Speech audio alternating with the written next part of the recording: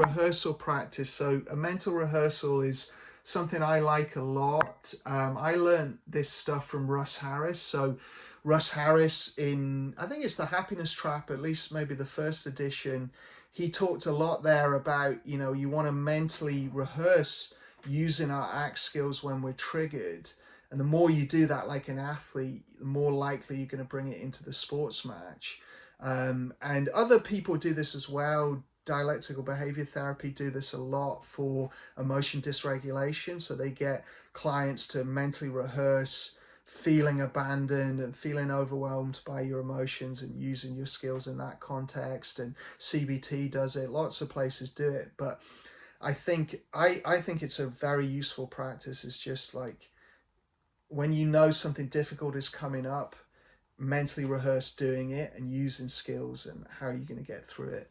So what I thought I'd like to do is a mental rehearsal of a tough day with OCD and the kind of intensity of practice that I would really recommend doing on a tough day, and how to sort of get through those tough days. And I do think this was one of the most important parts of my recovery, if not the most important part, I would say, is just digging in deep, tough days.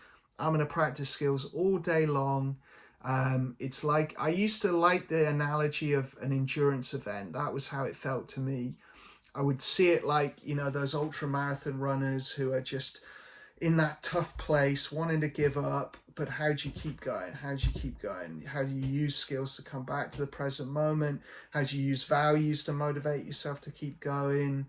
Like what skills are we going to use to just keep going if OCD is going?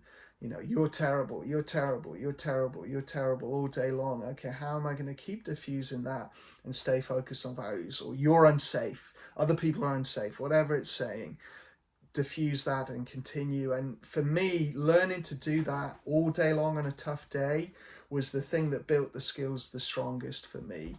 So I always say that continuous practice and deliberate skills and exposure ERP practice, those two things are the key stuff for building the strongest recovery, I think. So let's do a little mental rehearsal, imagining what a day is like that. Some of you might be in a better place, and this will be more a memory of where you've been in the past. Other people might be in this tough place, and so yeah, let's rehearse what we do on a tough day. So sit in there comfortably, and closing your eyes is helpful for mental rehearsal because then you can tune into your image space a little bit more and visualize it a bit more. But you can always open your eyes, you can always move. Never feel like you have to be still if you're feeling like you want to move or open your eyes. And imagine that you've been going through a tough episode of OCD and you're waking up, and maybe you're waking up with that morning dread or anxious feeling in your tummy or your chest or something else. Maybe the intrusive thoughts show up. Sometimes people have the experience of waking up and nothing's there, and then you kind of look for it, and then it brings it all up and it comes on intensely. So right away you're waking up with those symptoms, and immediately you're using your skills. So lying there in bed, you are dropping anchors. The first thing you do, acknowledge the thoughts and feelings, getting into your body. Lying there in the bed, you maybe just do a little bit of stretching and moving, or feel the contact with the bed, and then engage in what you're doing. So if it's an early wake up, if you've been woken early by anxiety and it's not the time to get up yet, you could choose to go back to sleep and engage in trying to relax around the anxiety and trying to make room for it whilst you rest and relax a bit more. If not, you might be getting up. So imagine that you're starting to get up. Sometimes you have the urge to stay in bed. If that's there, surf that urge. Notice that urge. Remind yourself, I'm working on recovery. My goals and values are, it's not working for me to give into compulsions or to give all my attention to OCD. So instead, I'm going to focus on A, B, and C. So you might be sitting on the edge of your bed, just doing a values connection and getting connected to your motivation for recovery. You might be setting your intention. Today, I'm going to use my skills all day long if it's a tough day. And if those difficult, uncomfortable feelings are there, you're noticing them. You're noticing the knot in your stomach or the tightness in your chest or pounding heart or dizziness or something else that you're experiencing. You're acknowledging it. You're noticing it. You're trying to bring some acceptance to that feeling. And then you're ready to carry it with you as you do important things. So imagine you go downstairs and start your morning routine. So you be creative here. Like, you don't have to follow what I'm saying. Adapt it to what your morning routine would be. But let's say you go and have breakfast. So you might be feeling really anxious. It's hard to eat. So you drop anchor again. You notice that. And then you remind yourself, no, my body needs healthy food. I need to look after myself. If I don't eat, I'll get more cortisol, more adrenaline. That won't help. So I'm going to try and eat something really healthy, slowly, take my time. So imagine yourself preparing food and you're acknowledging any intrusive thoughts and feelings and urgency to go fix something or do something. You're acknowledging that, and then you're refocusing on breakfast. You're trying to engage in it, and whatever you do with your breakfast, if you read, if you listen to stuff, if you just focus on it, whatever it is you do, you're engaging in that, and you're acknowledging the thoughts and feelings every time they pull you away from your point of focus, and you're refocusing back, engaging in what you're doing. And you might drop in a bit of compassion as well. You might say, this is tough. This is another difficult day. Johnny, you've got this. You can keep going. You're stronger than you're giving yourself credit for. You can handle this. Work your skills, practice. You can do this. And it could be any compassionate words. You might more acknowledge the pain. You might say some other compassionate things to motivate yourself. And imagine you move into the next part of your day, and maybe it's gotten a little bit easier and you're a little bit more focused on what you're doing. And as soon as you realize that, it's like that triggers the OCD, getting out of it a little bit. Suddenly your brain's like, oh God, there's something to solve here. There's something to track, monitor, worry about, prevent. Okay, so you use your skills again. You're acknowledging that. You're trying to not get disappointed by that. You're trying to expect it's going to show up again. And this is more practice time. So this is a good thing. I can practice handling these difficult thoughts, feelings, and staying focused on values. So you're acknowledging that and engaging in the next part of your day. And you're refocusing and you're sustaining your attention on what you're doing. And maybe this takes us through to lunchtime.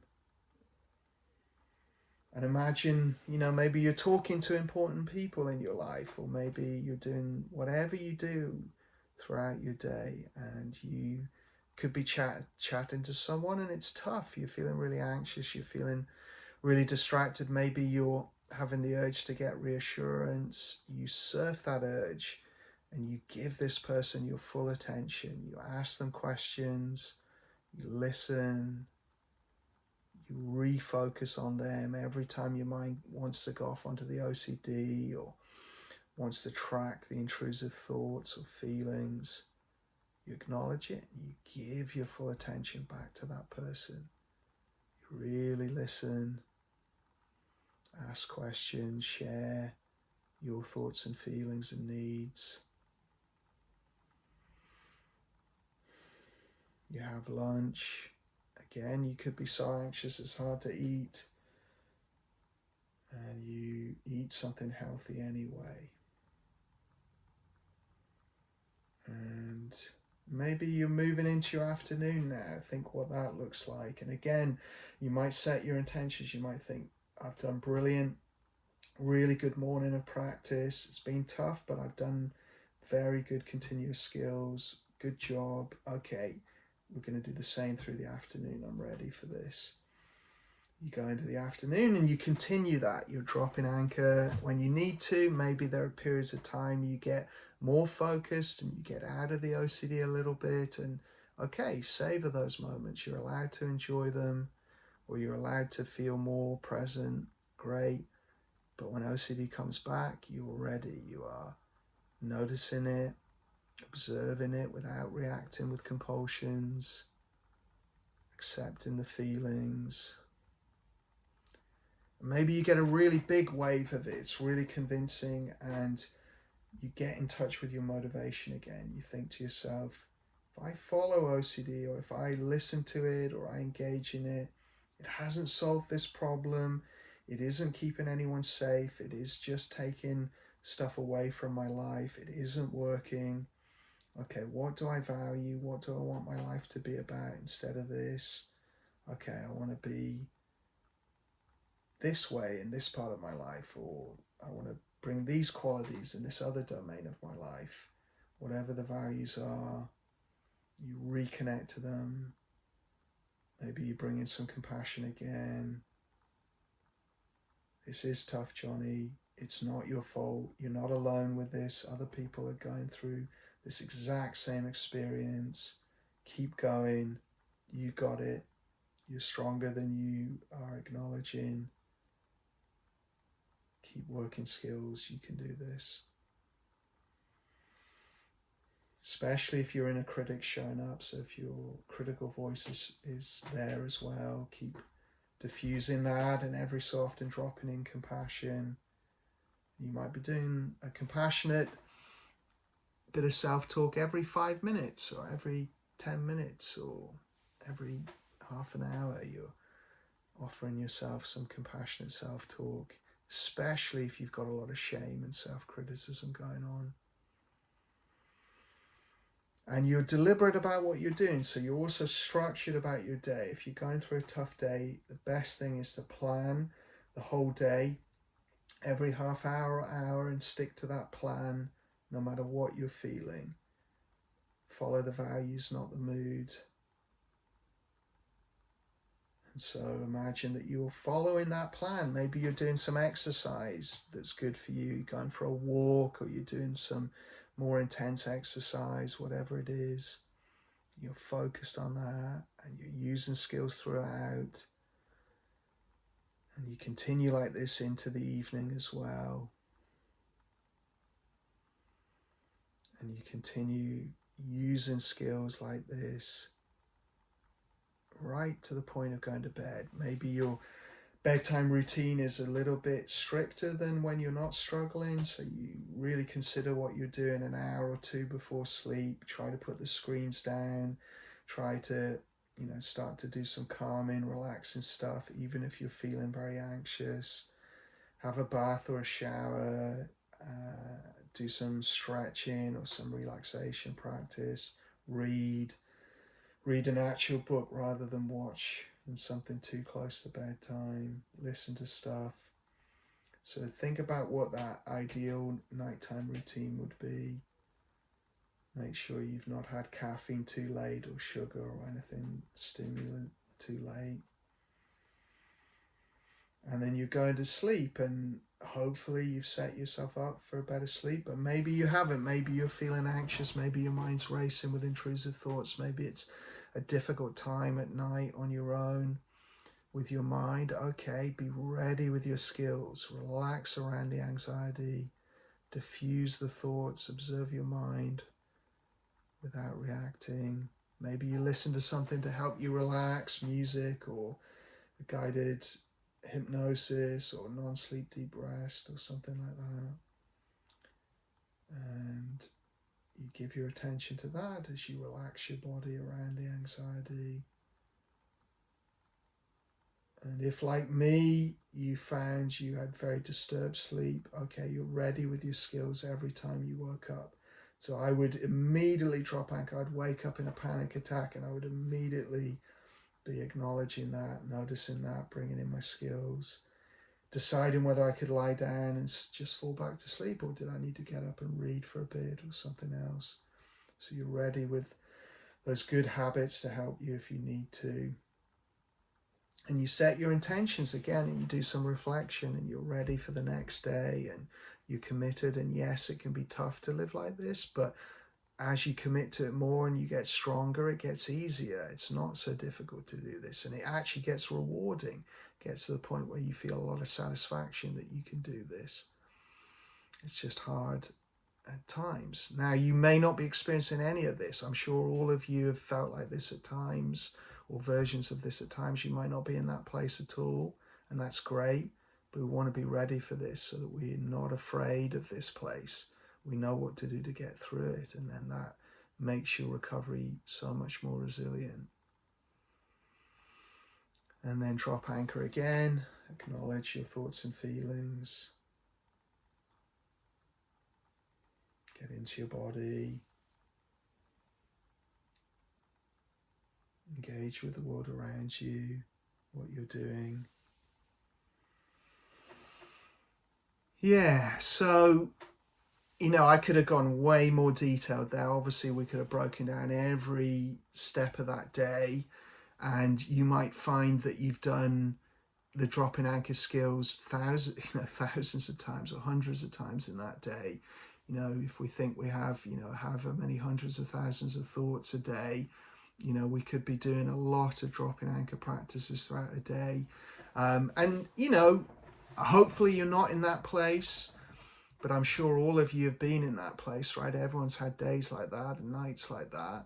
And so the key is to know how to get through that, to work at that.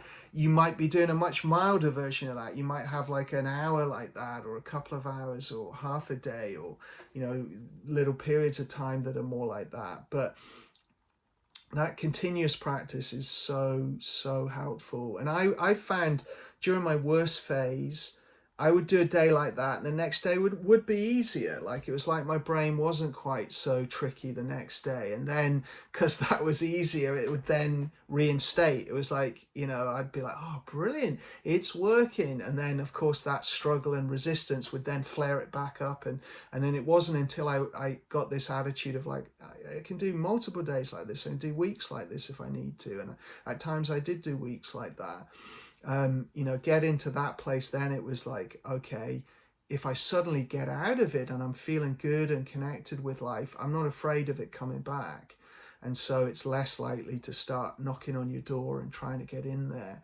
And if it does, it's more of a whisper. It's more gentle and background, rather than someone hammering on your door saying, it's a crisis and you need to sort this out now. So yeah, does that make sense? Like, as an idea, that kind of continuous practice and using your skills like that.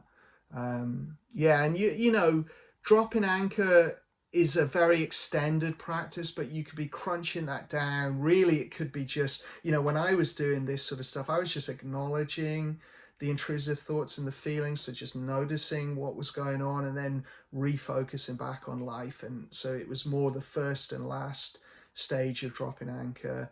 And then I would drop in values at times, and I would drop in compassion at times. But primarily, I'm just observing my mind. Whenever it gets overwhelming and I'm stuck in it, I'm getting a bit of distance, and then I'm giving my focus back to life. And then when it comes back, I'm doing it again. And then if it stays over here, I'm engaged in life, I'm focused, and maybe it drops away, and then it comes back. Okay, I'm ready. Do it again. And it's people often say that sounds exhausting, but let's remember, living in OCD is exhausting. If you're really stuck in it, it's way more exhausting than that. And this can feel very empowering and liberating.